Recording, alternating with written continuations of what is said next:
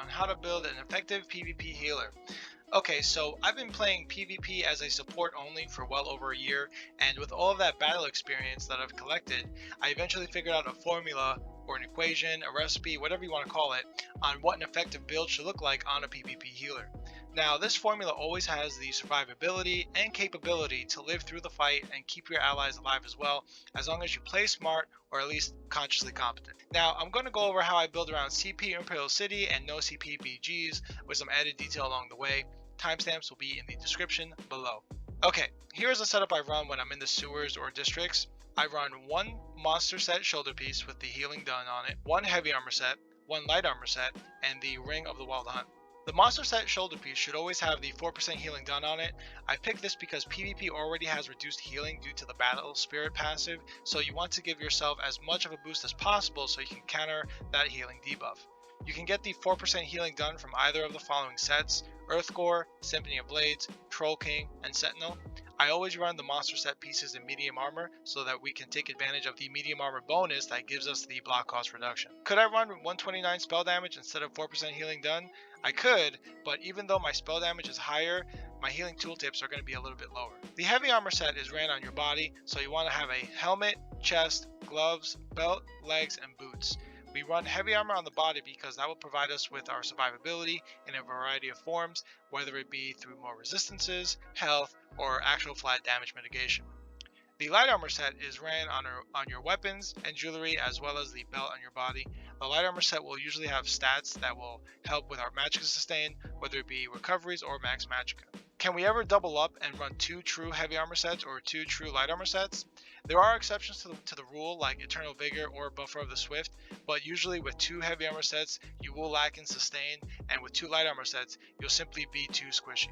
I'm actually planning on doing a video talking more about this in the future, so stay tuned for that. And for the final piece, we are running the Ring of the Wild Hunt.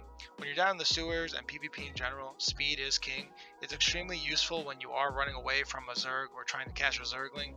Additionally, when you are PvP healing, having a high amount of base movement speed acts as another form of damage mitigation because you will be able to avoid damage if you play smart. Now let's cover the CP. In the Warfare tree, I run Resilience for more crit resistance, Bulwark to make me tankier when I'm on my back bar, and Duelist Rebuff so I can mitigate burst damage that catches me off guard. The 4th slot is a flex spot. If you want more heals, you can do Swift Renewal or Rejuvenator. If you want more damage mitigation, you can do Unassailable or Enduring Resolve. In the Fitness tree, I run Ironclad to give me more resistances, Rejuvenation to give me more recoveries, Juggernaut to give me more damage mitigation. This also acts like another form of mage protection, but off the books, and On Guard to increase my tankiness when I'm blocking. If you want a flex spot, I would take out On Guard and pick anything else you want. For no CP BGs, I have 2 formulas. The first is a full monster set, head and shoulders, with 1 heavy armor set and 1 light armor set. The explanations that I mentioned earlier are the same for the heavy and light armor sets, and for the monster sets on a PvP healer, you can literally run whatever you want. I'll give you some examples. If you want more healing or self-sustain, I'd go with Earthgore, Troll King, Sentinel, Chokethorn, Symphony of Blades, and Stonekeeper. If you want more damage mitigation, I'd go with Engine Guardian, Glorgaloch, Bloodspawn, Immolator Char, Lord Warden, Mighty Trudons, Pirate Skeleton, or Thurvakun. If you want more offensive capability, like providing crowd control, I'd go with Celestrix, Swarm Mothers, or even Zol the Everwakeful. Now the second formula is the same as the first one from CP Imperial City, but with one small change. We substitute Ring of the Wild Hunt with Snow Treaders. So what do these boots even do? While you're in combat, you are immune to snares and immobilizations that can be cleansed, but you cannot sprint. I would never run this set in Imperial City because the map is so vast and not being able to sprint is a death sentence. But in BGs, I think it's more appropriate, and I don't run this in every BG. I typically have 2 criteria when I run Snow Treaders. The first is if it's Capture the Relic. Usually people like to grab the relic and camp in a corner, so when the fights are relatively stationary, the boots work really well. And the second is if I'm running in a 4-man squad. Nobody's running off and doing solo stuff and splitting the party. We stick together as a group and we fight together. Additionally, I always run Race Against Time on all of my PvP builds, so when I equip Snow Treaders, I do swap this ability out for something else because of the immunity to snares and immobilizations conflict. For example, on my Necro, I'll swap I'll swap in Braided Tether, or my Warden I'll put in Deceptive Predator. Now let's talk about enchants and traits. The enchants and traits on all of the armor pieces, as well as your shield, are always going to have the Sturdy trait with the Prismatic Defense enchantment. Sturdy because we are a block-centric build, and Prismatic Defense because health, magicka, and stamina are all important on a PvP healer. Almost all of your skills are magicka based, and you need stamina to block, roll dodge, and break free. The weight layouts will vary between 5 heavy, 1 medium, 1 light, or 5 heavy and 2 medium. The enchants on jewelry are always going to be 2 magicka recovery glyphs and 1 stamina recovery glyph. The necklace and ring 1 slot I use for magicka recovery, and the ring 2 slot I use for stamina recovery. The traits are always going to be 3 infused, with the exception of Ring of the Wild Hunt, where we decide to keep the Swift trait for more speed.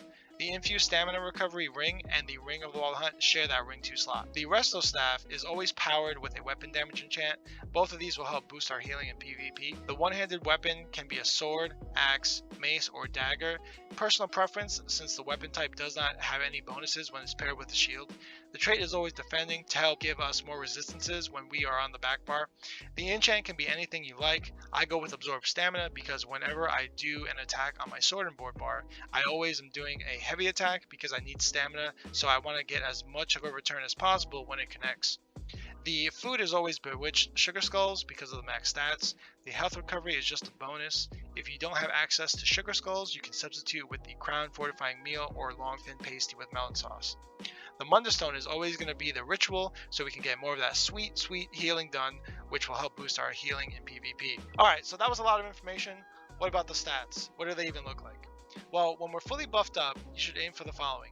Max health should always be 30k or above. Max magic should always be at 30k period.